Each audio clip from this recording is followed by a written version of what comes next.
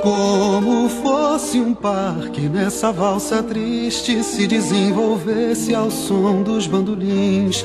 E como não, e por que não dizer que o mundo respirava mais se ela apertava assim seu colo, como se não fosse um tempo em que já fosse impróprio se dançar assim. Ela teimou e enfrentou o mundo, se rodopiando ao som dos bandolins.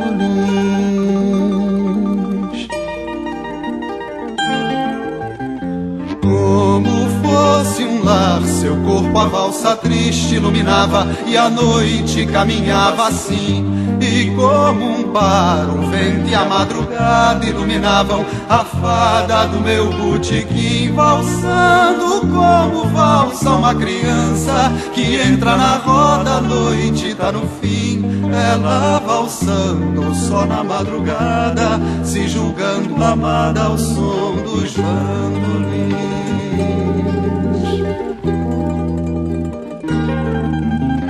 Como fosse um parque, nessa valsa triste se desenvolvesse ao som dos bandolins.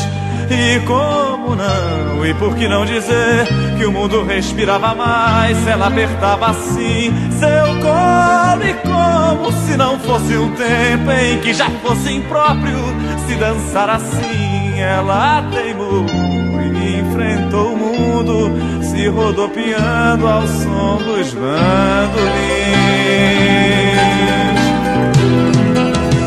Como fosse um lar, seu corpo a valsa triste iluminava, e a noite caminhava assim. E como um bar, o vento e a madrugada iluminavam a fada do meu botequim, valsando como valsa uma criança que entra na roda, a noite tá no fim. Ela valsando só na madrugada, se julgando amada ao som dos bandolins.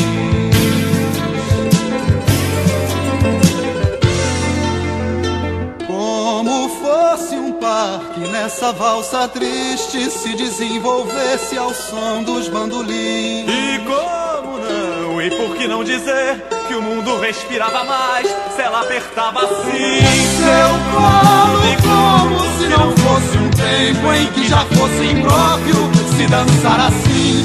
Ela teimou e enfrentou o mundo, se rodopiando ao som dos bandolins.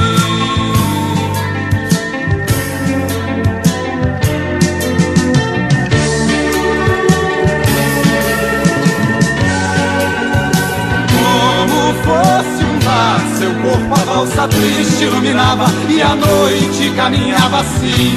E como um par, o vento e a madrugada iluminavam a fada do meu botequim, valsando como valsa uma criança que entra na roda, a noite tá no fim. Ela valsando só na madrugada, se julgando amada ao som dos bandolins.